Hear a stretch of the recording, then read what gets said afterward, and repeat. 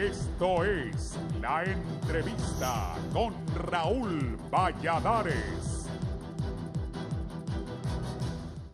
A partir del 15 de mayo, el Centro Nacional de Estudios Atmosféricos, Oceanográficos y Sísmicos, CENAOS, confirmó el inicio de la temporada de lluvias y la posibilidad de incremento del número de huracanes que azotan la región y al país, a donde ya deja secuelas de pérdidas de vidas humanas y daños materiales. Cada periodo anual de lluvias pone en máxima alerta a las autoridades del país, conscientes de la alta vulnerabilidad del territorio nacional ante fenómenos naturales. Sin embargo, el registro de muertes inició su cuenta fatal con una pareja de esposos de Nacaome Valle, cuya vivienda sucumbió a las fuertes lluvias, dejando 3 hijos que hoy quedan en la orfandad. Asimismo, en Santa Rosa de Copán, el cadáver de un hombre apareció este miércoles en un río de esta localidad del occidente de Honduras. La víctima fue identificada como Orlin Javier Mejía Lara, de 19 años de edad. Este es un escenario en el que la población debe prepararse para este tipo de eventos casi imposibles de pronosticar en cuanto a su formación y trayectoria a seguir, pero sí permite tener un aproximado de cómo podría ser la actividad, aseguran autoridades de gestión de riesgos. Mandos de la Comisión Permanente de Contingencias han comenzado a lanzar las alertas correspondientes y llamados a estar preparados, en especial en los meses de septiembre y octubre, cuando el periodo arrecia y está por concluir. Los cuerpos de rescate y socorro del país piden de forma insistente revisar viviendas, verificar la estabilidad del suelo en las zonas de alto riesgo, no lanzar basura en cursos de agua y tragantes, además de mantenerse informado. Las autoridades municipales y de manejo de riesgos han informado y alertado a la comunidad, aunque el dragado de ríos y quebradas haya iniciado las labores de despeje de cauces de manera tardía sin la antelación de daños anteriores. Un reflejo de la falta de preparación en la urbe capitalina se vivió hace un par de semanas atrás, cuando un temporal de lluvias, ráfagas de viento, descargas eléctricas y granizo provocaron caos en la capital, con vías anegadas, carros varados, viviendas dañadas e inmensas filas de vehículos. Las campanas de alerta fueron lanzadas al aire debido a que existe un 45% de probabilidades de contar con una temporada ciclónica arriba del promedio, según avisos del Centro Nacional de Huracanes de Miami, que pronosticó esta situación. Lo anterior vaticina la formación de 11 a 17 tormentas tropicales, de ellas entre 5 y 9 se convertirían en huracanes, y de estos 4 serían de mucha intensidad, advirtió Francisco Argeñal, responsable del Centro Nacional de Estudios Atmosféricos, Oceanográficos y Sísmicos. Entre tanto, meteorólogos del área centroamericana dan seguimiento a los pronósticos de la Universidad de Colorado, Estados Unidos, una valiosa fuente científica que actualiza la evolución de la temporada de manera constante, indicó. La temporada de lluvias del año anterior en Honduras, que va de mayo a noviembre, dejó un saldo mortal de al menos 12 víctimas a causa de derrumbes, inundaciones o sumersión. Para el Foro de la Entrevista les informó Samantha Velázquez.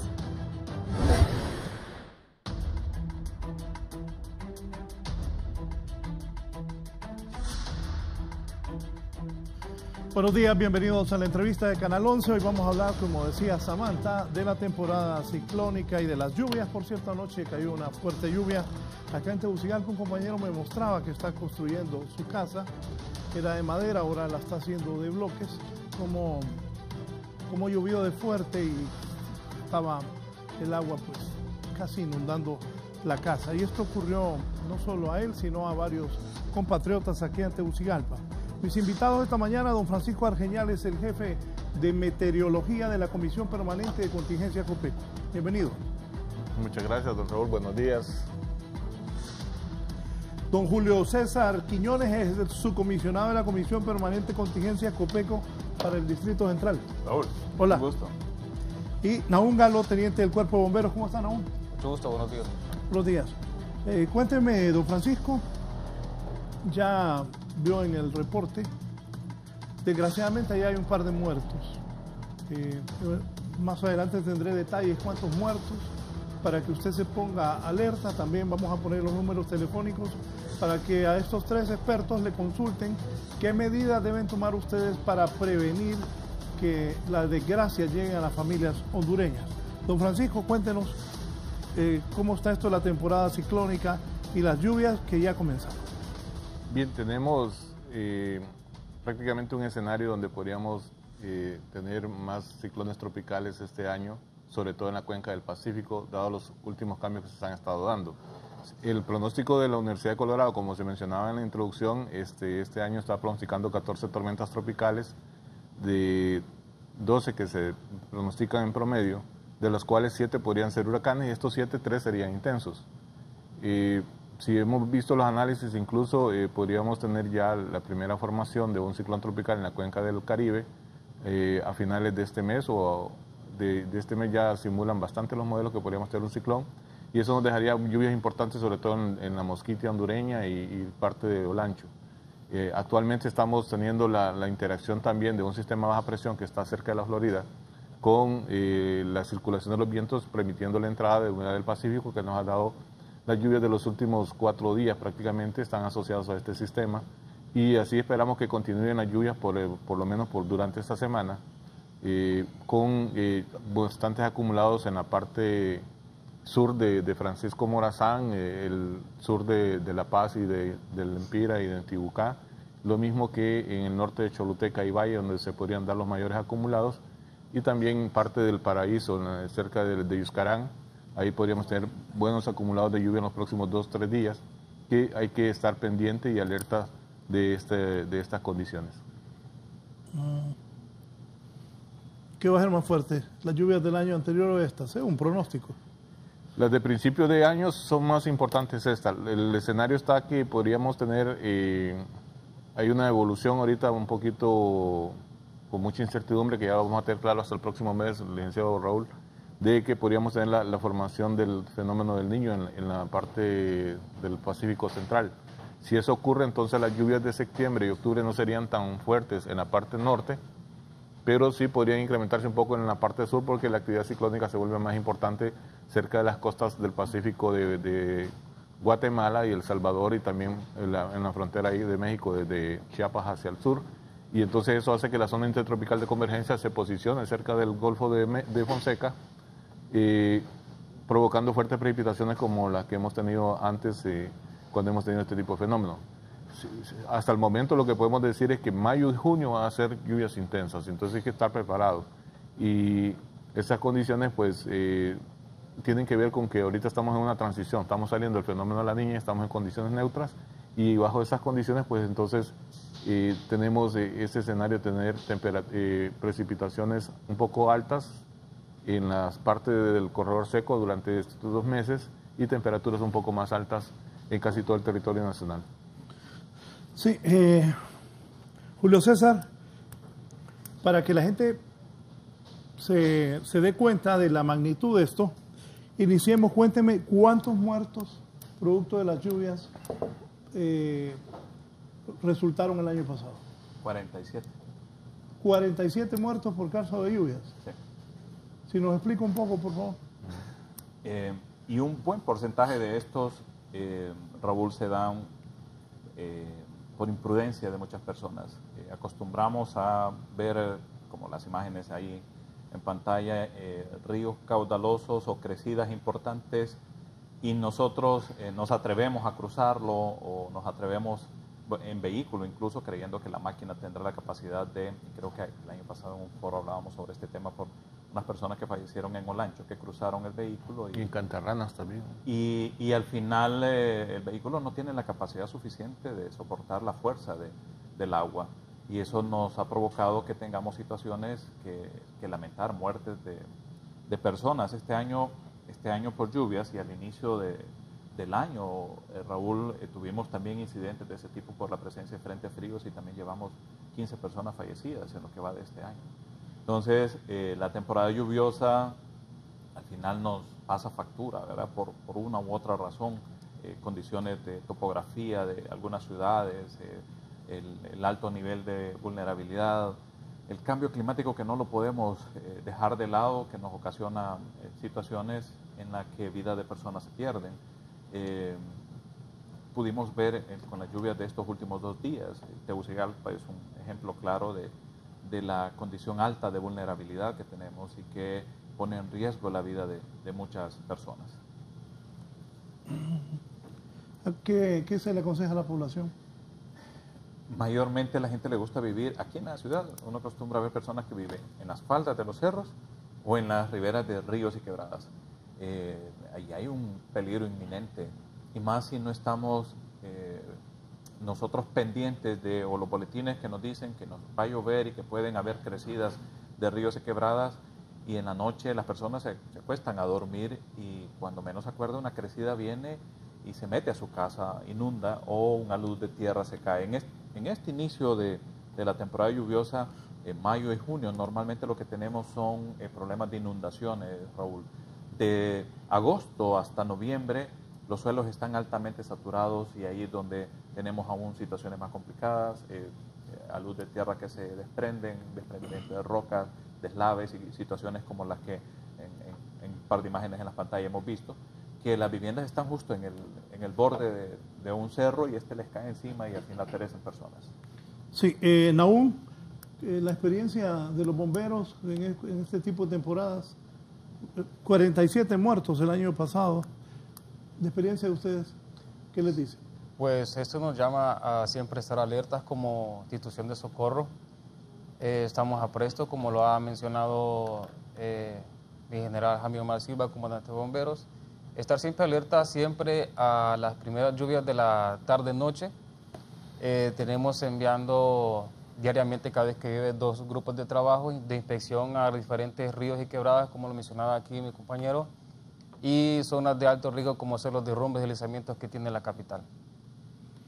Sí, de estas muertes del año pasado, los bomberos, la gente que nos está viendo en el interior, aquí en Tegucigalpa, como Mayagüela, ¿qué consejos hay que darle a la gente? El mismo que le damos siempre. Lastimosamente las personas no acatan... No hacen caso. Correcto, no hacen caso a la disposición que le dan las autoridades de socorro. Hay que hablarle claro a la gente. Estoy hablando de 47 muertos, pero la gente no hace caso. No hace caso, es correcto. Muy correcto. Nosotros estamos en el presto, con toda la humanidad del mundo, ayudar a aquella persona que tiene un sufrimiento, en este caso, por estas lluvias, pero lastimosamente se les dice hasta agotar instancias de estar atento a los boletines de meteorología, estar atento a los llamados de las instituciones de socorro, estar alerta para estas situaciones y evitar daños humanos que posterior quedan lamentando por no hacer caso de estos boletines. Y es que construimos el riesgo, Raúl. Nosotros mismos nos encargamos de construir el riesgo. Los fenómenos son de tipo natural y contra ellos no podemos hacer mucho. Ellos van a venir y siempre van a pasar por nuestras costas y nos van a generar intensidad en lluvias. Es más, agua que nosotros necesitamos en tiempo seco. Ahí estamos lamentando que las represas no tienen suficiente agua para poder abastecer. Entonces, el construir sin ningún tipo de medidas o el construir estos cinturones de pobreza que las ciudades tienen y bajo condiciones en las que no medimos realmente qué va a suceder mañana si cuando viene la temporada lluviosa se desprende una roca o simple y sencillamente el suelo es malo. Entonces nosotros nos encargamos de hacerlo. Luego quieren que vayamos y construyamos nosotros los muros, que vayamos y nosotros hagamos las mejoras en las viviendas y con todo respeto, la verdad, y yo entiendo que muchas veces es difícil por la condición de falta de recursos para hacerlo, pero si no tengo la capacidad de hacer un muro suficientemente bueno para construir una casa, al final expongo mi vida, y eso ha sucedido en muchísimos casos en donde hemos visto la pérdida hasta de niños, ¿verdad? Porque las viviendas simple y sencillamente se vienen abajo como que si fueran de papel. Entonces, el tirar basura a la calle y la gente cree que eso es una broma. Raúl, hemos estado limpiando quebradas y tragantes. Voy a aprovechar. El otro día que llovió, yo dije que el alcalde de Tegucigalpa, Tito Azfura, ha hecho una buena labor. Pero ese día que llovió, ha hecho una buena labor en esas cosas. Pero 20 minutos que llovió, estaba inundado Tegucigalpa y Comayagüela, como todos los años. Entonces dije yo que qué hacía la alcaldía. Entonces me habló el ex vicealcalde, ahora primer regidor de la municipalidad de Tegucigalpa, el señor Juan Carlos García Medina, diciéndome que el problema es que la gente de Tegucigalpa y Comayagüela, los que vivimos aquí, somos puercos y que tiramos la basura a la calle y que aunque hacen dragados y limpiezas de cunetas, de tragantes y todo, la gente aquí en Tegucigalpa y Comayagüela es la responsable y no la alcaldía, dijo Juan Carlos García, funcionario regidor de la municipalidad, de que pues los capitalinos somos puercos, producto de eso. ¿Qué hay de eso?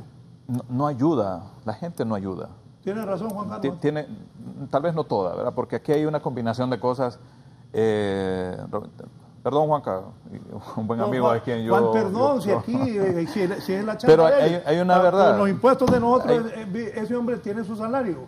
Y si él dice eso, por eso le pregunto a usted, ¿tiene razón o no tiene razón? Hay una enorme responsabilidad del capitalino. Ya debemos de tener una costumbre totalmente diferente y tirar la basura a la calle. Esa no es una buena costumbre. Y ahorita que estamos haciendo trabajos de limpieza podemos ver botes, llantas, refris, estufas y todo lo que usted quiera en esas quebradas y tenemos que estarlo sacando nosotros. Pero también hay un tema de sistemas de alcantarillado y de aguas lluvias que están obsoletos, Raúl. ¿Están oyendo? Sistema de alcantarillado y aguas lluvias obsoleto que tiene Tegucigalpa y Comayagüela también. Sé que están haciendo un estudio para poder mejorar esto. Cuando el paso del huracán Mitch nos dejó estos sistemas totalmente colapsados. ¿En cuántos años están haciendo los estudios? No sé exactamente cuándo empezaron, pero sé que Tito está trabajando en algo recién. Hay una verdad y es que tenemos años ya que... de alcalde Tito? Quinto año ya, ¿verdad? Quinto año y fue regidor también. Sí, también fue regidor. O sea, son como 9. Me voy a meter al lío yo con Tito. ¿Por qué se va a meter en el lío? Si aquí... No, con todo respeto. El problema es que la ciudad fue diseñada para 300.000 habitantes. Ya Tegucigalpa tiene cerca de 1 millón de habitantes. No, y hay un crecimiento desordenado de ciudad que también no es culpa solamente de un alcalde, ¿verdad? La orografía que tiene incluso la ciudad. No, también doy ese punto. No solo le estoy echando la culpa a Tito, pero como él es el alcalde y le gustó la chamba y se religió, pues el hombre ahora que busque, pues, ¿cómo va a arreglar? Porque mal alcalde no es. Han habido peores, pero... ya que Tito está al frente, pues que busque salidas. Sí, Por cierto, viaja bastante el alcalde, la gente no se da cuenta, recién volvió a llegar de viaje. Hay que hacer una orientación de recursos fuerte para este tema, Raúl. El que llegue la modernidad a la ciudad también ocasiona en algún momento que ya las aguas se canalicen a ciertos puntos y que estos sistemas, que son, muchos de ellos son viejos, obsoletos, requieran de una renovación. Y yo creo que sí hay que hacer una redirección de algunos fondos para poder mejorar. Sé que se está trabajando, sé que se está invirtiendo, tal vez no sea suficiente, hace falta más por las condiciones de ciudad. Raúl, estamos creciendo de manera increíble y el desorden viene de hace muchos años, ¿verdad? Y esta ciudad está doblando su perímetro cada 15 años. Entonces eso manda que las inversiones tengan que ser aún mayores en todos los sentidos. Y este tema, que no es un tema que deberíamos de tocar solo hoy, Raúl, empezó a llover y lo tocamos hoy, deberíamos de tocarlo siempre. Hay que hacer inversiones para poder reducir el riesgo, hay que hacer inversiones para poder minimizar el impacto de algún tipo de situaciones que ponen en riesgo la vida de personas. Hay inversiones que han hecho importantes, Raúl, lo que JICA invirtió en 2011, aproximadamente 2012, cuando estabilizó el Cerro El Berrinche y el Reparto, que son dos sitios que ya dejan de ser un peligro para esta ciudad y que cuando el paso del Mitch fueron catastróficos, ¿verdad?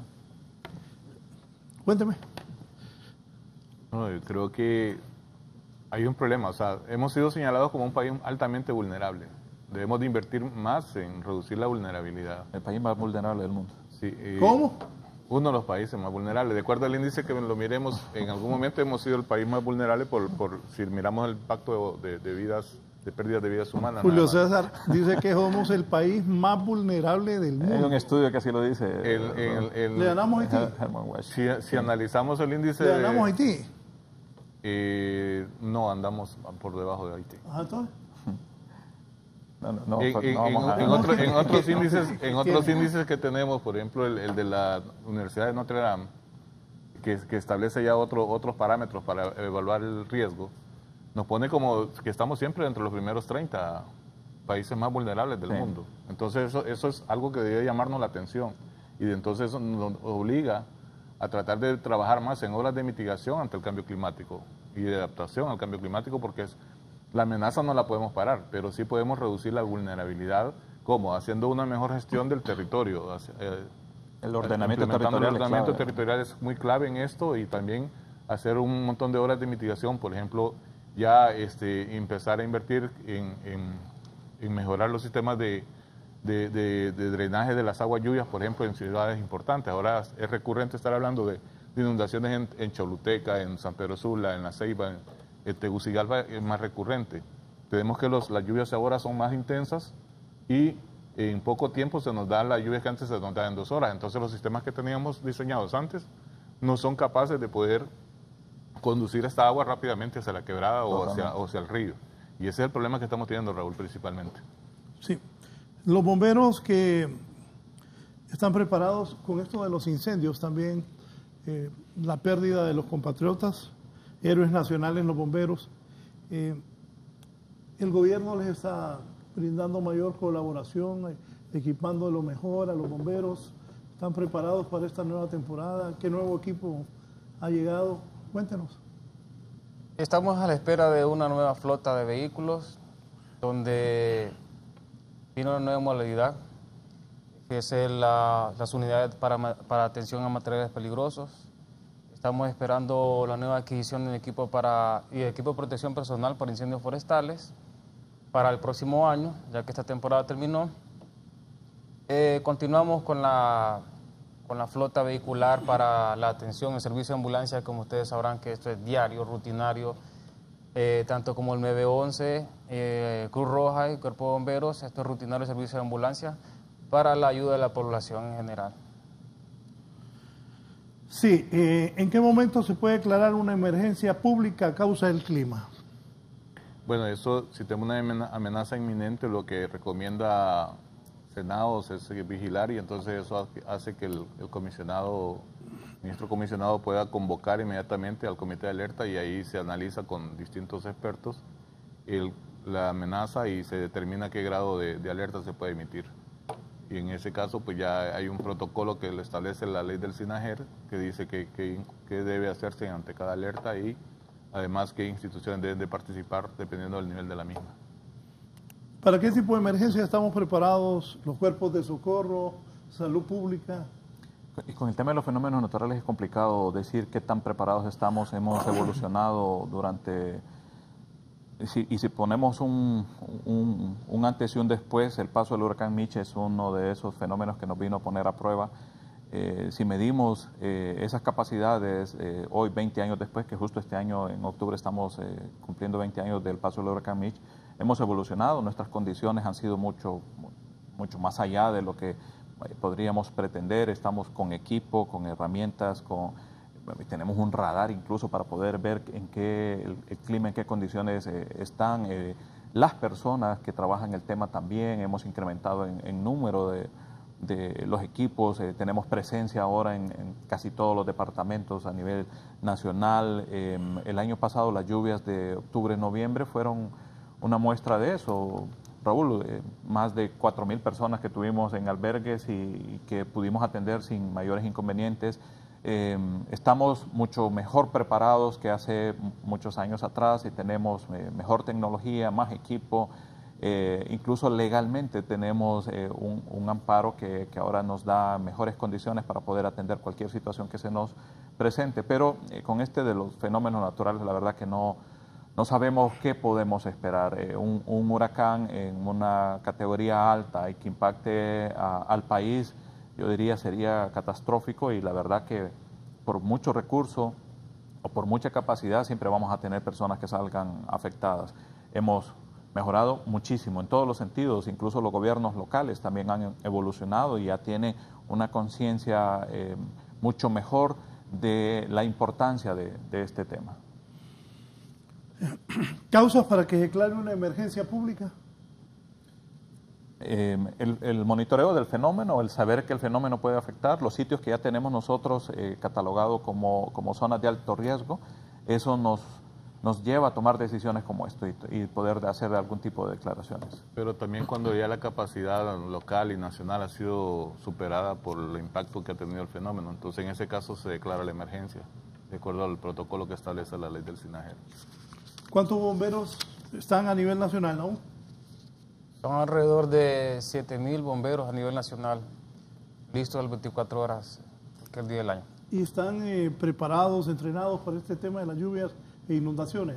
Señores, casualmente hace 2 días dio por concluido un curso de guardavidas y buzo de rescate. Esto fue dado en Ceiba, donde participaron varios bomberos de la región noratlántica. De estos problemas, de estas emergencias, para que le expliquen a la gente cómo puede afectar directamente a una familia que de repente no espera. Mire, la segunda causa de muerte en el país son los accidentes de tránsito.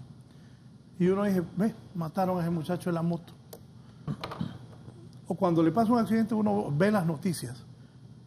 Pero uno lo ve y lo deja pasar. Pero cuando ya le ocurre a uno, es diferente. ¿Qué hay que decirle a la gente de esto? Bueno, lo más importante aquí es que trabajar en diseñar precisamente dentro de la familia, tener un plan ya establecido de qué hacer ante una emergencia. De ahí debemos de partir y luego cómo podemos hacer que el estudiante de la escuela vaya aprendiendo más sobre la gestión del riesgo, también es muy crucial para un país tan vulnerable como el nuestro. En la medida que vayamos avanzando en eso, podríamos decir que nos estaríamos preparando. Pero yo prefiero que Julio se extienda más sobre este tema. Hay un tema cultural, Raúl, que nosotros los hondureños no tenemos, ¿verdad? Y es algo a lo que debemos apuntarle y mejorar. Y al final es cultura de vida. El conocer nuestro entorno, el saber exactamente dónde vivimos, nuestra casa, dónde está ubicada, nuestro barrio, cuáles podrían ser ese tipo de condiciones que nos pudieran poner en riesgo la vida, el saber dónde está el albergue más cercano, cuál es la organización comunitaria que se tiene ahí preparada para que nos pueda acompañar y apoyar en caso de una emergencia, el conocer las líneas de emergencia para poder llamar también, y para todos es sabido que el 911 es esa línea de emergencia en la cual coordinamos todo tipo de acciones, sin importar quién sea la institución, todos los miembros del sistema, al final desde ahí se coordinan. El plan familiar, que es simple y sencillamente saber qué voy a hacer, a quién debo llamar, para dónde debo agarrar, la bolsita plástica con mi tarjeta de identidad y aquellos documentos importantes y las pastillas, dónde la voy a tener en caso de que me toque salir y evacuar mi vivienda. Es una cuestión cultural. Estamos hablando de que la gente, pues los que viven en zonas de alto riesgo aprendan a convivir con el riesgo, y el conocer el entorno es clave. ¿Y los bomberos qué dicen a la gente? Igual, nosotros, lastimosamente, la mayoría de motociclistas hondureños no tienen aquella cultura de seguir ese manual que cuando usted compra una motocicleta, en este caso, dice use ropa reflectiva. No lo hacemos. Y es para seguridad de él. Yo he escuchado algunos comentarios de algunos motociclistas, voy a parecer payaso, vestido de fluorescente u otro color. No es para hacer reír a las personas, es para su propia seguridad y reflejar al conductor que viene tanto hacia al frente, a cualquier punto de su conducción, estar atento que va un motociclista y evitar y usar siempre su casco adecuado para evitar cualquier situación de un accidente. ¿Cuáles son los tipos de emergencias más frecuentes aquí en el área metropolitana, en San Pedro Sula y en otros lugares del país? Inundaciones. Se nos inunda. A cada momento tenemos llamados de emergencia porque se nos inundó vivienda, porque la calle está inundada o porque la quebrada creció y se desbordó. Inundaciones es un tema que se nos da muy a menudo. Dichosamente las inundaciones muchas veces pasan por las casas y dañaron enseres, camas y ese tipo de situaciones. Sí cobran la vida de personas en el caso de ríos y quebradas, pero la siguiente es el tema de movimientos de ladera, ¿verdad? Que ese sí nos el problema cobra que se da en factura, Tegucigalpa principalmente, también tenemos mucho problema de deslizamientos y en la parte de occidente del país también. Correcto, y ese tema de los deslizamientos sí nos pasa factura, que muchas veces, o sea, son pocos los casos que hemos logrado ver que se rescatan personas con vida, ¿verdad? Cuando hay movimiento de laderas y cae sobre viviendas y que las personas están ahí durmiendo, son muy escasos esos casos en los que se ha logrado rescatar personas, ¿verdad? En la zona de Los Llanos, creo que fue el año pasado que iban pasando por una acera y un muro cayó sobre estas personas y una muchacha lograron sacar con vida, pero ese tema sí es complicado, y aquí en Tegucigalpa, y donde decía Francisco, en el sector occidente del país, se nos da muchísimo, ¿verdad? El tipo de suelo, la topografía, más la combinación con agua contribuyen para que estas faldas se muevan, se deslicen, se caigan o las rocas se desprendan. ¿Estamos preparados para estas emergencias? Nosotros ya estamos listos, Raúl, ¿verdad? El equipo humano está ya con todo lo necesario para poder atender cualquier situación que se presente. La logística, hemos incluso hecho algún preposicionamiento de ayuda humanitaria, que es importante, que algunos tal vez no lo verán como importante, pero cuando uno llega en la noche a una vivienda que se inundó y que las camas están totalmente mojadas, y eso nos pasó recién la noche del martes, la señora quería poner a sus hijos a dormir, pero todo estaba mojado. Entonces llegamos nosotros, un par de colchonetas, y ya lograron una casa ahí vecina ubicar un espacio y los pusieron a dormir, ¿verdad? De ese tipo de situaciones que ayudan por lo menos para que esas noches no sean del todo tan tristes, ¿verdad? Así que estamos listos, estamos haciendo todavía algunos trabajos para poder mejorar y minimizar el impacto de estas situaciones. Nahum, cuéntenos su experiencia como miembro del Cuerpo de Bomberos cuando han ocurrido lluvias, desgracias, producto de estos fenómenos. Sí, lastimosamente han habido experiencias malas.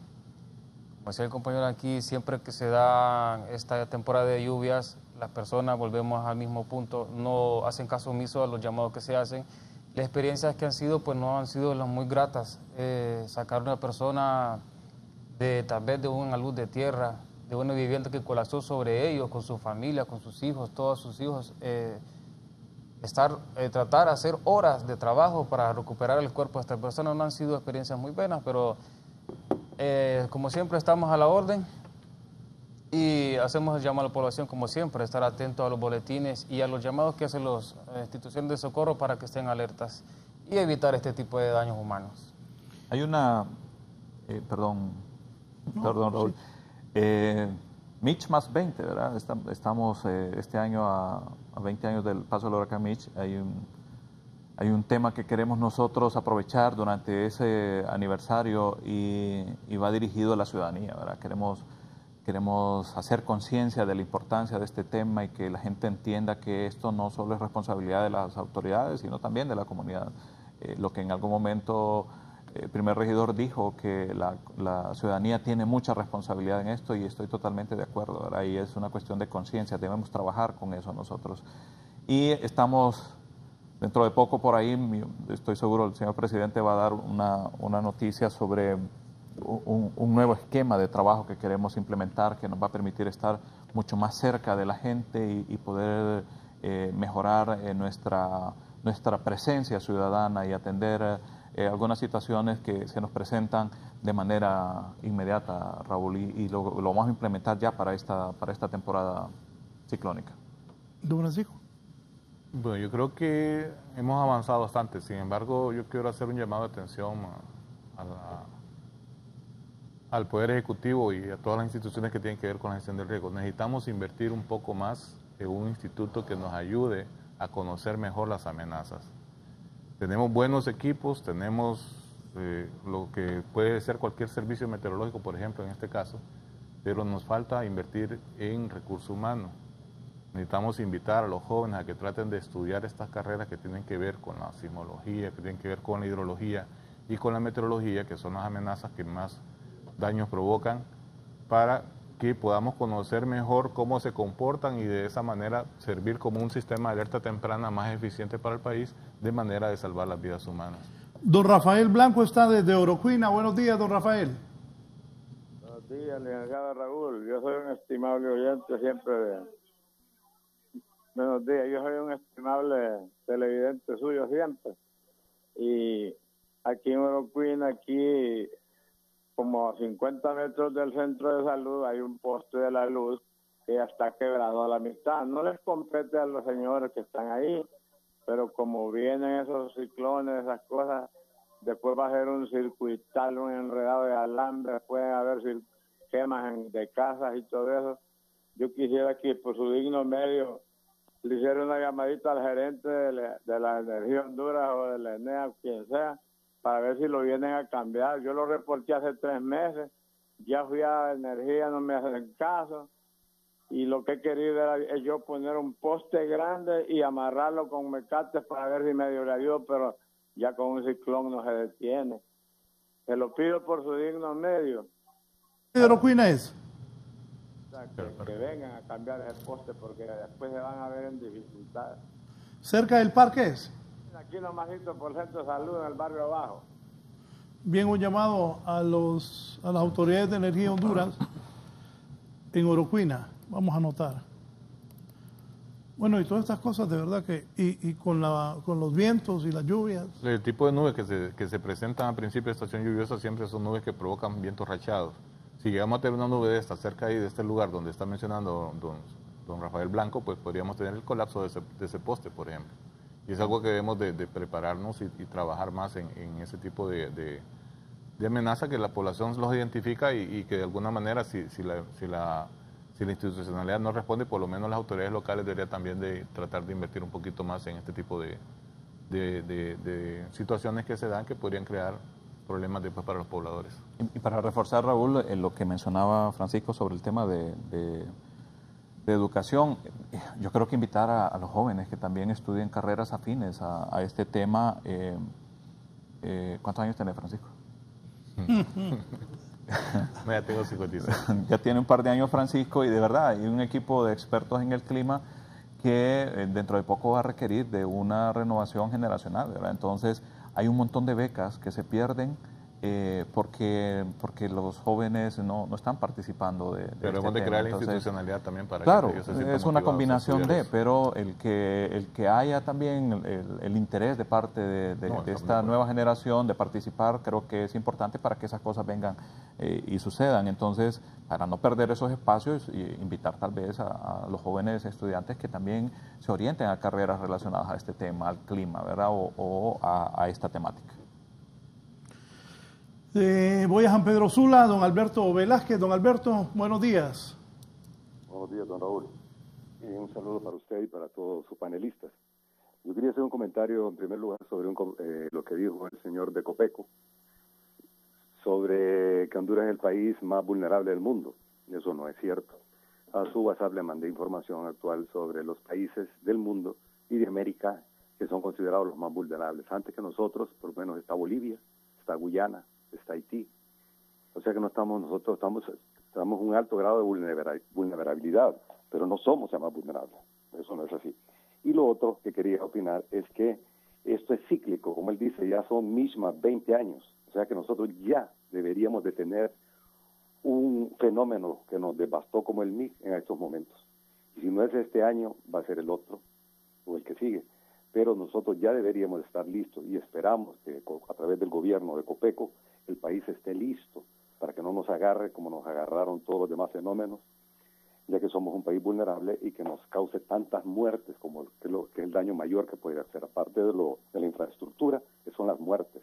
Entonces han tenido suficiente tiempo para prepararse, para tomar las medidas de mitigación para que esto no sea tan grande, pero que el fenómeno viene, porque ya pasaron 20 años y la historia nos dice que estos son cíclicos, igual que los terremotos. Solamente gracias por la oportunidad y feliz día. Muchas gracias a usted. ¿Sus comentarios? Sí. No, yo creo que es algo que está ahí. Los ciclones tropicales se están volviendo más intensos cada año y Honduras está en la trayectoria que a veces siguen estos fenómenos, por lo tanto debemos de invertir más en la parte de la adaptación al cambio climático, pero no solamente es cuestión del gobierno, es cuestión de toda la población. Somos todos los hondureños los que nos exponemos a este tipo de fenómenos y somos nosotros los que tenemos que organizarnos mejor y prepararnos más. Por ejemplo, si vamos a construir una vivienda, no construirla en una área de inundación, no construirla en una área de deslizamiento, sino que buscar más bien sitios más seguros que permitan que nuestra población y que nuestra familia no esté en riesgo. Por Herman Watch, así se llama el estudio del 2017. Sí, es que ese se... no, perdón, sí, no, sí. Solo para aclararle al señor, tal vez un poco de lectura no es mala. Honduras, sin importar si está en el primero o dentro de la lista de los 15 países más vulnerables del mundo, es un país en el que debemos seguir trabajando en el tema de reducción del riesgo. Hay un tema de preparación y de organización y de participación ciudadana que necesitamos que se tenga. De esta manera vamos a poder nosotros reducir el riesgo y no ser solo las instituciones del Estado trabajando en poder minimizar o mejorar algunas condiciones de vulnerabilidad, sino que también la ciudadanía es parte de esto. Así que lo que queremos hacer con esto es una invitación y conseguir un poco de conciencia para que puedan ser parte, el que los niños se eduquen, el que los adultos colaboren y que también conozcan sobre los riesgos que puedan tener en sus barrios, colonias, municipios, aldeas, caseríos. De esta manera vamos a poder evitar la pérdida de vidas humanas. Con el tema agua no se juega, ¿verdad? Es una cuestión que ya hemos visto cómo ha cobrado la vida de muchos hondureños. No pretendemos alarmar ni asustar, pero si el año pasado murieron 47 personas, no quisiéramos que sigamos midiendo este tema de las temporadas lluviosas por cantidad de personas que fallecen, sino más bien porque cómo hemos logrado mejorar el nivel o el grado de exposición de muchas familias y cómo hemos elevado el nivel de educación en cuanto a este tema se refiere. Sí. ¿Cómo se sabe cuando hay una emergencia? Es que, bueno, sabemos cómo está la amenaza. La emergencia ya es una medida del impacto que tuvo la amenaza sobre la población. ¿Cómo preverla, pues? ¿Cómo visualizar? En la parte meteorológica es fácil. Porque esas cosas también, no es tan de la difícil. noche a la mañana, o en unos minutos. En algunos casos, cuando tenemos alguna situación como la lluvia del 27 de abril, por ejemplo, ahí es un poquito más difícil. El modelo pronosticó bien que iba a llover. Decía que iban a caer de cerca de 30 milímetros y al final cayeron 48 casi en el aeropuerto, pero en media hora cayeron casi 40. Y esos 40 milímetros en media hora en Tegucigalpa ya tenemos identificado que son situaciones de inundación que tenemos por lo que ya hablamos antes. Ese tipo de fenómenos se pueden predecir, pero en algunos momentos tenemos algunas nubes que nos provocan lluvias de 90 milímetros en 2 horas, que eso es una cantidad muy alta para un sistema de drenaje para una ciudad tan plana como San Pedro Sula o Choluteca o incluso La Ceiba o en Juticalpa, donde hemos tenido eventos de esos también en los últimos años, donde tenemos este tipo de situación que el diseño que tenemos de la estructura hidráulica no es capaz de poder almacenar esa agua y conducirla rápidamente hacia la quebrada. Y más bien, en algunos casos, más bien hemos reducido el cauce de las quebradas. Sí. Y eso lo hemos hecho en Tegucigalpa, lo hemos hecho en Juticalpa, lo hemos hecho en Choluteca, lo hemos hecho en todas las ciudades de Honduras. Tenemos la tendencia a no respetar el cauce natural de los sistemas de drenaje de las lluvias. Voy a hacer una breve pausa comercial, continúo con mis invitados, pero no tengo una llamada, perdón. Está Aide Hernández. Aide, buenos días, la saludamos. Adelante, por favor. Muy buenos días a todos ahí en el estudio. Felicitando pues el programa, ya que tienen a personajes de muy alto conocimiento en lo que están hablando. Más que todo mi pregunta es a Julio. Hola Julio, mucho gusto. Y al Teniente Galo, pues en base al año pasado, ¿cómo están preparados ustedes como entes para poder resguardar las vidas de las personas en los barrios de Tegucigalpa de más alta peligrosidad, como ser la 3 de Mayo, donde pasa la Quebrada del Sapo, el Reparto y todo esto? Gracias. Gracias. Hay un trabajo de organización comunitaria que en los últimos 3 años hemos venido mejorando. Hay 169 comités de emergencia locales aquí en la ciudad que junto con el Comité de Emergencia Municipal hemos venido preparando, capacitando, equipando.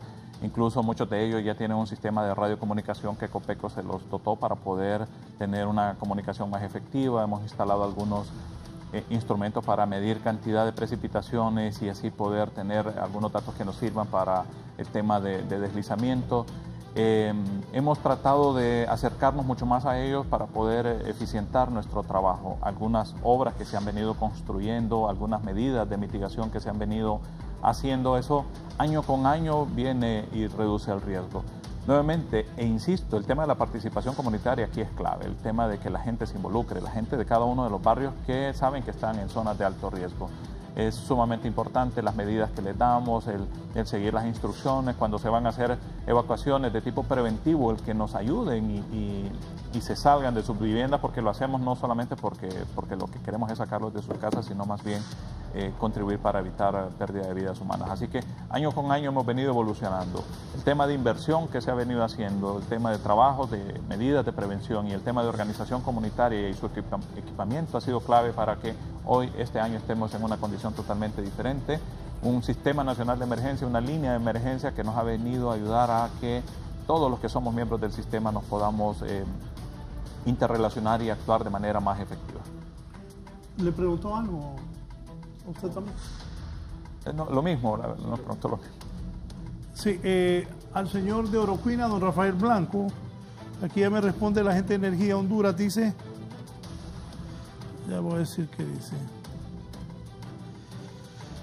Don Rafael puede marcar desde su celular gratis la línea 118 para que la gente de Energía Honduras le pueda resolver el problema de ese poste en Oroquina, o el 2276-4370, 2276-4370 para reparar ese poste ahí en Oroquina, o la línea 118 desde su celular.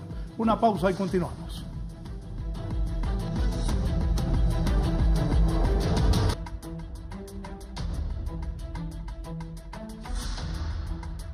Bien, continuamos. Me dice aquí un televidente.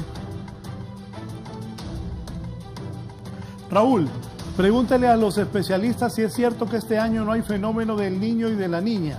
Si es así, tendremos un invierno normal y el riesgo se incrementa. Nadie ha informado a la población sobre esto. Caballeros. Bueno, sí hemos informado. Hemos dicho por distintos medios que estamos terminando un fenómeno de la niña. Justamente este mes ya estamos en condiciones neutras en el Océano Pacífico Ecuatorial, y la mayoría de los modelos dice que hasta por lo menos hasta julio o agosto vamos a tener condiciones neutras. Algunos ya a partir de agosto están simulando que podría haber el fenómeno del niño, pero la mayoría dice que no, que vamos a estar ahí cerca del umbral, las aguas son un poquito más calientes que el promedio, pero sin llegar a niño en el Pacífico central del planeta. Sí.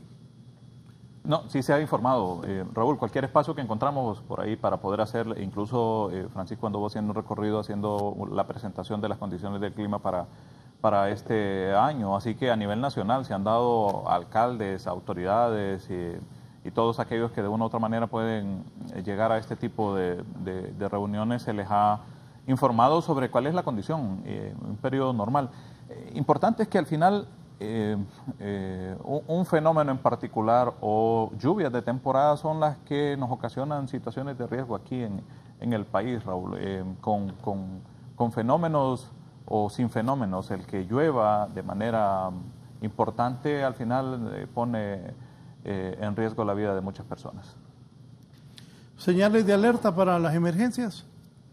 La presencia de fenómenos es al final es una alerta para todos. El que se esté monitoreando algún tipo de fenómeno que pueda estar pasando por nuestras costas o lluvias de intensidad como la gente dice, mire que llovió con granizo. O sea, ese tipo de lluvias en particular ocasionan vientos fuertes y levantan techos y botan rótulos y ese tipo de situaciones. Cuando vean ese tipo de lluvias es de ponerse en resguardo y de estar atentos, ¿verdad? Al final que pueda suceder.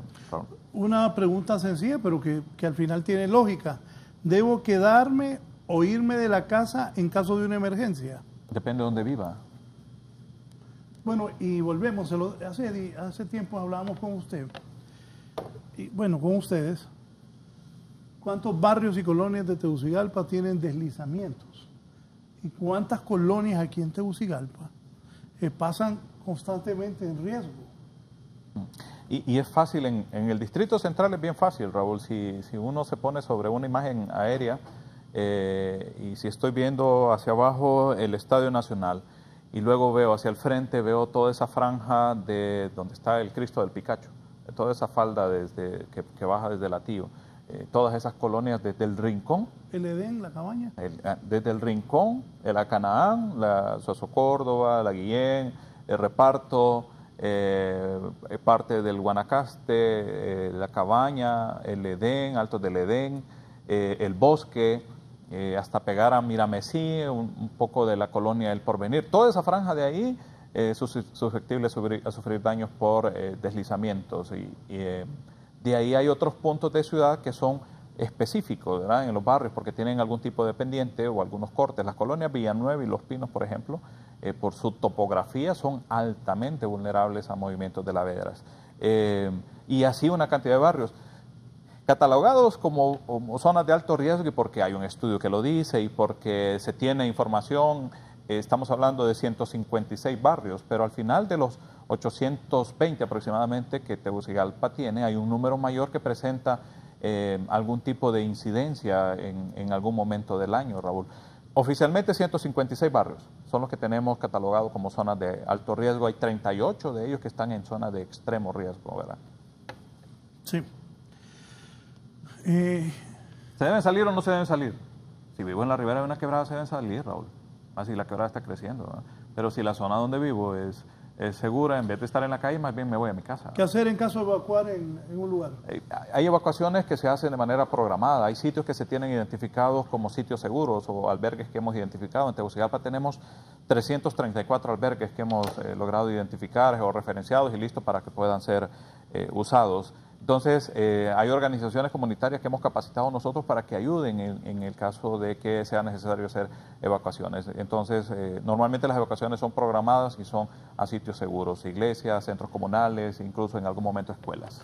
Mire, los bomberos, Copeco, ponen señales en los edificios. Sí, rutas de evacuación. Rutas de evacuación, sí. Pero la gente no le pone bola. No, sí, ni se fijan en ello. ¿Verdad? Sí, totalmente.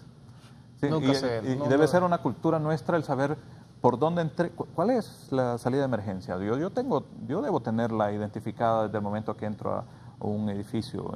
Hay una cuestión en algunas oficinas como cultura, Raúl, de decirnos cuando hay reuniones masivas, de mire, estas son las salidas de emergencia, en caso de hay un punto de encuentro marcado allá en el estacionamiento o algún lugar determinado como seguro. Aprovechando que usted es primo de Judith, ¿por qué no nos ayuda aquí a señalar también? Porque este es un canal de televisión, pero de verdad la gente no le para bolas a señales. Me decía, ¿no?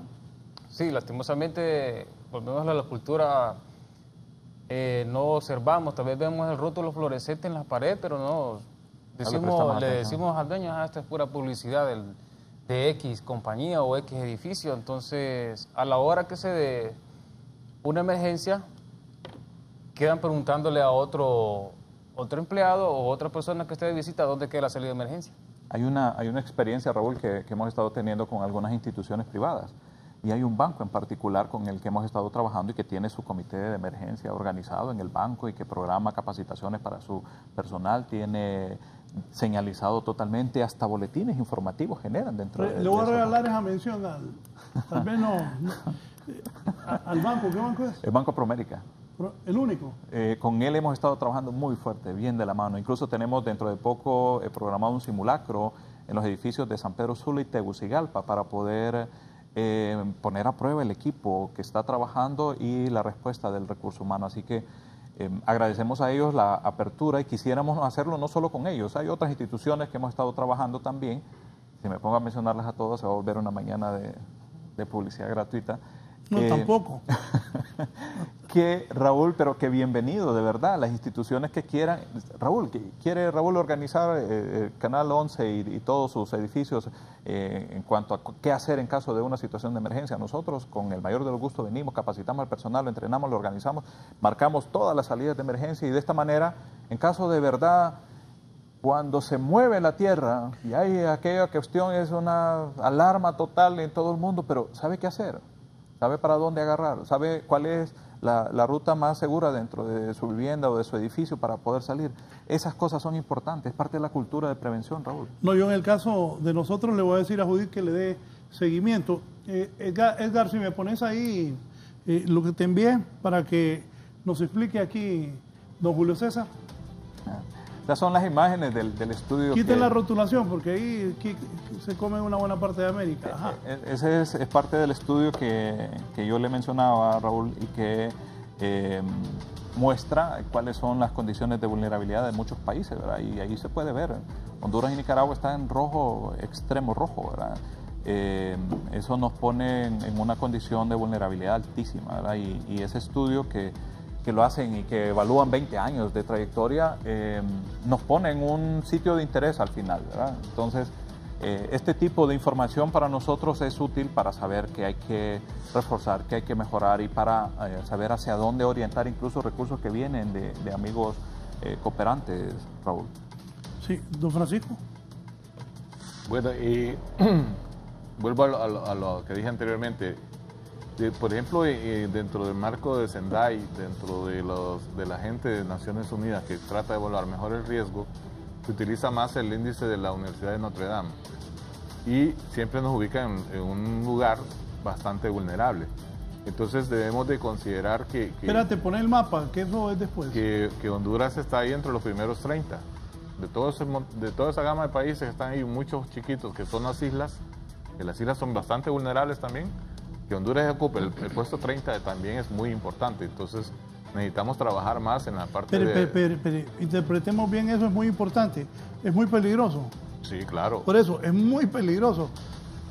O sea, es importante tener conciencia de que es muy peligroso que estemos en ese lugar 30, así es. Sí, y lo que podemos hacer en este caso, Raúl, nada más es tomar conciencia, lo que decía el teniente Galo, hay que trabajar más con la gente para que sepamos qué hacer ante una emergencia. Si estamos un país muy vulnerable, lo primero que tenemos que hacer es pensar en la familia y tratar de hacer nuestro propio plan familiar para saber qué hacer ante una emergencia. Bien, también las lluvias trae beneficios, eso no lo podemos discutir. Sí. Me dice, un saludo desde Baduancho. Aquí en el Corredor Seco estamos contentos con las lluvias que han caído en nuestra zona, fabuloso, ya que estamos necesitados para sacar nuestros productos. Gracias a don Cristian Sánchez, que nos escribe desde Baduancho, allá en el Paraíso, el departamento de mi papá. Es que el agua es importante, Raúl. Claro. La necesitamos, el agua debe venir. Sí, lastimosamente nosotros nos hemos encargado, nuevamente, voy a decir, de construir el riesgo, ¿verdad? Y que eso lógicamente nos pasa factura en su momento, ¿verdad? Mostrame ahora eso que bien decía Juan Carlos García, de que la gente también no entiende, tira basura a lo loco a las calles. Mire, ¿dónde es ahí? La Iberia. La Iberia, para que se ubique la gente. Bueno, yo sé que es en Comayagüela, jugué en un campo de fútbol que había ahí. Ahí está todavía. Ahí está todavía. Sí, todavía. Era bueno yo jugando fútbol. Sí. Sí, por cierto, está cerca de Río. De esa quebrada. Sí, es quebrada arriba, es correcto. A 150 metros, correcto. Me acuerdo un penal que metí ahí en una final. No me rían, que es cierto. Bueno, tengo varios testigos. Quisiera ver eso. Mi aspiración era ser futbolista. No había cámara en ese tiempo, lastimosamente. No, sí hay. ¿Sí? Está grabado. Muy bien. Y mi aspiración era ser futbolista, no pude. No pude porque mi papá no quería tampoco. Pero eso me trajo al periodismo. Raúl, ahí ¿Esto está. Es Liberia? Ahí está, en Liberia, eso es clarito. ¿Qué hay que ir a sacar ahí? Hay un montón de basura que tira la gente. Ahí está, plástico, trapo, todo lo que ya no necesito va para la quebrada. Bueno, pues ahí le damos la razón a Juan Carlos. Porque mire, sí, por eso hay que ser justo. Totalmente de acuerdo, o sea, sí. O sea, acompañado de algunas otras cosas que son porque han sucedido aquí en el país. Pero hay un tema de basura, hay que levantar toda esa basura. Entonces, si la gente se molestó con nosotros porque estábamos ayer trabajando, obstruimos un poco el tráfico, pero había que liberar un poco el paso para que el agua pueda fluir. Porque resulta que tenemos que lidiar también con que la gente se enoje porque estamos trabajando, despejando esos sitios y limpiando un poco. Pero bueno, es parte de nuestra responsabilidad, la conciencia ciudadana en su momento, confiando en Dios, lo vamos a lograr conseguir. Me decía el ministro Rosales que ya está listo toda la señalización necesaria para sus instalaciones, Raúl, así que cuando usted mande, traemos incluso hasta todo lo del 911 que también se instala en algunos puntos estratégicos. Está bien, lo podemos preparar para la otra semana. Dígame, es que la gente me hace preguntas, ¿cómo y cuándo debemos cortar los servicios públicos de electricidad y agua en una emergencia? Hay un trabajo que se coordina y ahí sí estamos funcionando como instituciones del Estado. Hay un trabajo que se coordina en caso de ser necesario. Se cayó un árbol, la actividad. Cuando hay actividad eléctrica realmente es un tanto complicado decirle a la gente, mire, cierre todos los servicios de energía, porque no sabemos exactamente, la gente no sabe exactamente si va a suceder algo ahí cerca. Pero en el caso de incidentes como tal, sí nosotros hacemos un trabajo de coordinación con la empresa de Energía Honduras para poder hacer los cortes de fluido, de agua, de lo que sea necesario, en el caso de Tegucigalpa con el SANAA, para poder hacer trabajos de recuperación. ¿Cuánta gente tiene lista Copeco? Preparada, entrenada, que sabe lo que tiene que hacer. Actualmente somos alrededor de 600 personas a nivel nacional que estamos listos para poder actuar y atender lo que se nos presente. Seguramente dentro de poco habrá un equipo adicional que estará trabajando también. Los equipos de las municipalidades que también han sido entrenados, capacitados. Las organizaciones comunitarias. Solo aquí en el Distrito Central, en barrios y colonias, tenemos 1.869 personas, Raúl, entrenadas, listas para poder atender, ayudar, colaborar. Al final hay un ejército humano, los 7.000 que mencionaba Galo, que tiene el benemérito Cuerpo de Bomberos también para poder contribuir, y así todas aquellas otras instituciones que están en apresto para servir, para contribuir, para ayudar. Sí, ya voy a dar, te estoy enviando, Edgar, un video y unas fotos. También hay un accidente, lo que decía, hay un accidente de tránsito. ¿Qué problema tenemos los hondureños con esto de los accidentes de tránsito? Hay personas heridas, para que nuestros compañeros se movilicen. Importante, gente, Raúl, que la gente tenga presente copeco.gov.hn, el sitio web donde cosas como las que mencionaba Argeñal, de condiciones del clima, ahí normalmente se está poniendo todos los artículos relacionados a este tema. Así que hay una fuente de información gratuita que es esa, ¿verdad? Es cuestión de tener acceso a internet, de un navegador y ya. Y por las redes sociales también estamos tratando de informar lo que hacemos y lo que sea que se pueda presentar y que nosotros podamos prevenir, también lo estamos informando. Así que es importante que la ciudadanía lo tenga claro. Sí, voy a informar sobre hay un accidente de un rapidito frente al Metromall, el Boulevard Fuerzas Armadas. Hay varios heridos. Esto de los rapiditos es un problema también. Ayer me contaba Samantha que un rapidito la orilló, que casi se estrella. Bien, ahí está. Ese es un video que me lo acaba de enviar un televidente. Miren, ese video es cerca del mall, ¿verdad? Accidente de un rapidito frente al mall Boulevard Fuerzas Armadas en la capital. Hay varios heridos. Ese es el video que nos han enviado. Gracias a Mejía, que nos ha enviado este video. Son un problema estos rapiditos. También hay una foto ahí que la puedes colocar. Ahí está, ¿eh? Sobre Fuerzas Armadas. Sobre las Fuerzas Armadas. Bueno, y a todo esto ustedes también tienen que... También. Siempre colaboran. Ahí se logra ver dos unidades que se coordinan desde el 911, la de Cruz Roja y la del Sistema Nacional de Emergencia. Hay dos ambulancias ahí que están ubicadas y el equipo de paramédicos que siempre se envía este tipo de situaciones. Ahí te mandé una foto también, Edgar, que ahí se ve bien cómo está el... Ahí está la foto. Ahí está, Y es uno de los Yo insisto también que las personas que conducen transportes, taxis, mototaxis, buses, urbanos e interurbanos, deben tener un nivel de educación, al menos la secundaria, porque muchas de estas personas solo aprenden a manejar y no tienen los conocimientos ni la cultura necesaria para transportar personas, vidas humanas. Hay varios heridos en este accidente que se ha producido hace unos minutos aquí en la capital de la República. Ya Víctor Valladares y el resto de compañeros están caminando, enviando gente hacia la zona para tener el reporte en los siguientes noticieros. También es cultura de prevención, Raúl. Al final transporta personas, hay que andar con la debida precaución. Los motociclistas, el casco no se usa porque me va a agarrar el de la gente de tránsito, se usa porque en caso de un accidente me va a proteger de no lastimarme o incluso perder la vida. Estamos casi terminando, bueno, hoy es jueves. Entre el viernes pasado y hoy he tenido que transmitir una de personas muertas producto de accidentes de tránsito. Por ejemplo, ayer pasé una nota en la noche, un muchacho llorando que dije que se bajó del rapidito porque vio la moto de su papá tirada, que él visualizó que era la moto de su papá, que estaba tirada ahí en la salida del Carrizal. Ajá, anoche. Y estaba llorando el muchacho porque dije, era mi papá que estaba muerto. Al parecer una rastra iba pasando y murió.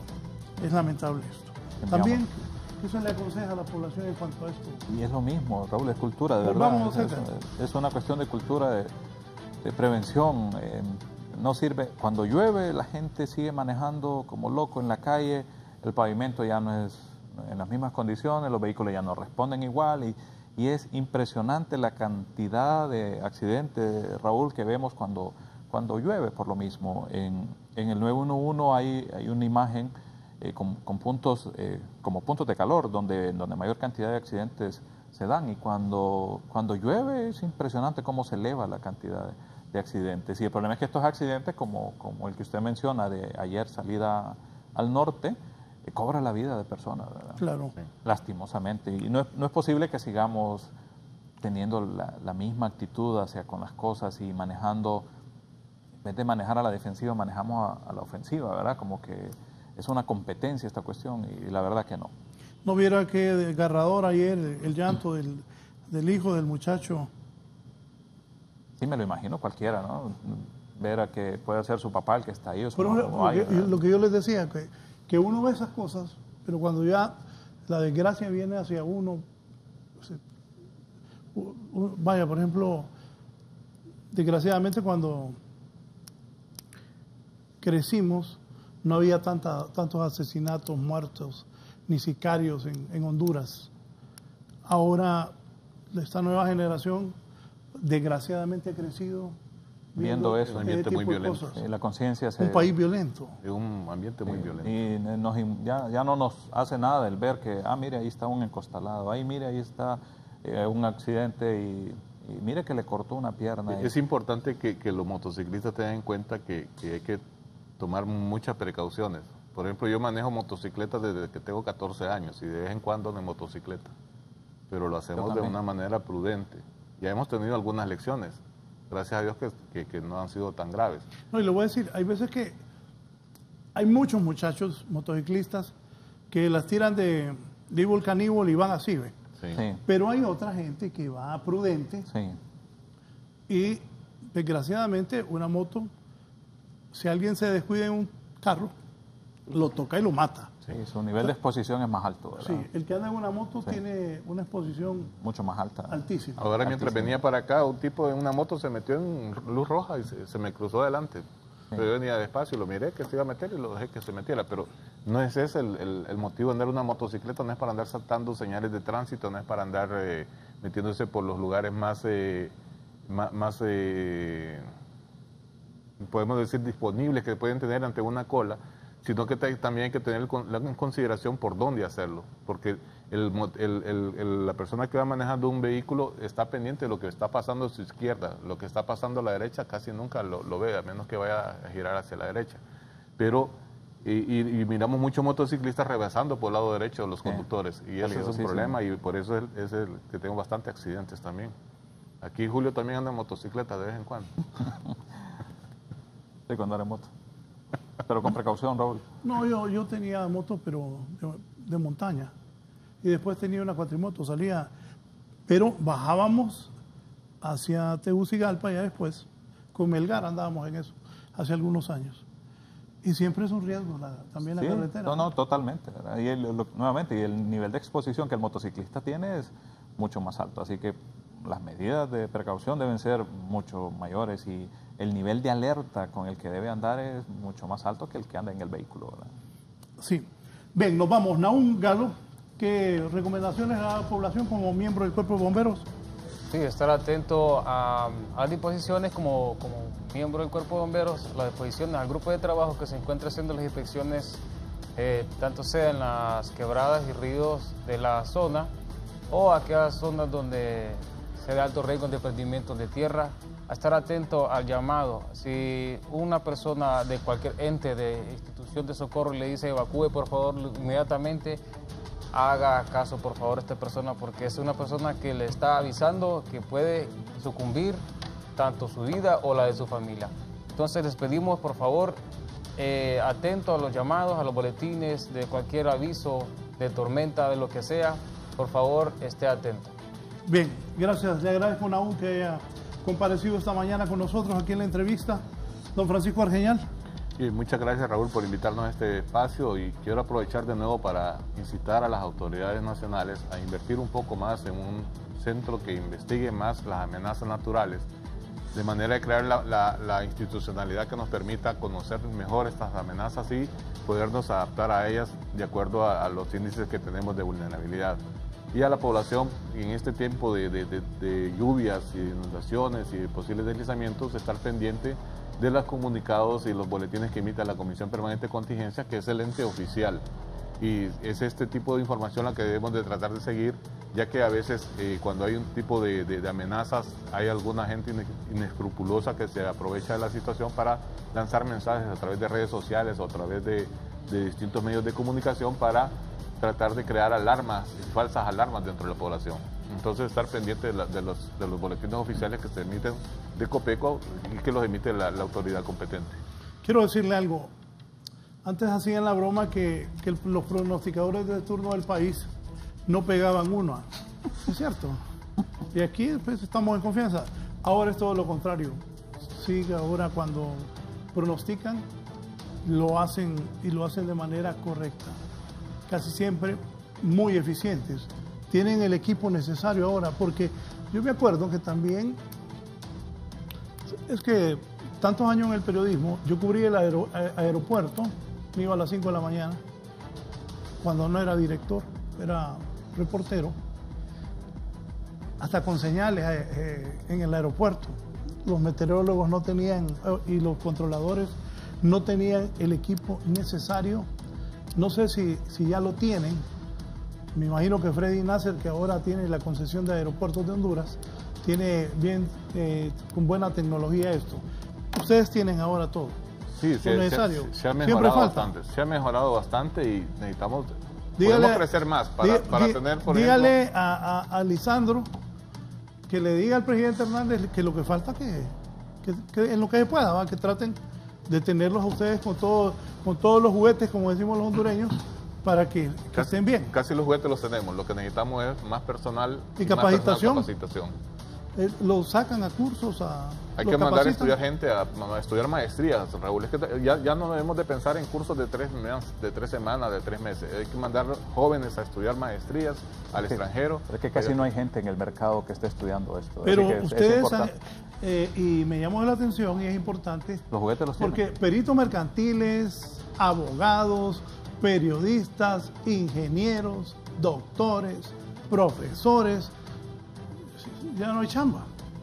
Hay que buscar otras carreras y estas carreras son pocos, ¿verdad? Pero hay que crear el campo para que la gente también se incentive a estudiar estas carreras. Muchas gracias. Me alegra que haya estado acá. Bien, don Julio César. Raúl, muchas gracias por el espacio. Son espacios para hacer conciencia, son espacios para llamar a la población a que tome sus medidas. Nosotros estamos haciendo nuestra parte, nosotros estamos tratando de contribuir, tratando de estar siempre en apresto para poder atender cualquier situación que se presente, pero también la ciudadanía debe hacer su parte. Recordarles, la línea única de emergencia es el 911. Si llaman a algún medio de comunicación para que vaya y cubra la noticia, perfecto, pero la primera llamada debe ser al 911 para que de esta manera nosotros podamos coordinar y atender cualquier situación que se presente. Conocer su entorno es clave, saber dónde vive y en qué condición está es sumamente importante. Informarse de los boletines que se están emitiendo, de toda aquella información, incluso hasta de medidas de prevención, es sumamente importante. Copecco.gov.hn es un sitio donde permanentemente estamos informando y también a nivel de redes sociales. Raúl. Gracias. Un placerazo. Judy le va a dar seguimiento para que nos venga a señalizar. Vamos a venir a dejar esto como debe ser. Bien, muchas gracias. Gracias a ustedes por habernos permitido ingresar a sus hogares, por haber puesto atención. Gracias a los que llamaron. Disculpen a los que no pudimos pasar sus llamadas porque tenía 3 invitados que estaban orientando a la población. Gracias, buen día. Continúen con nosotros aquí en Canal 11.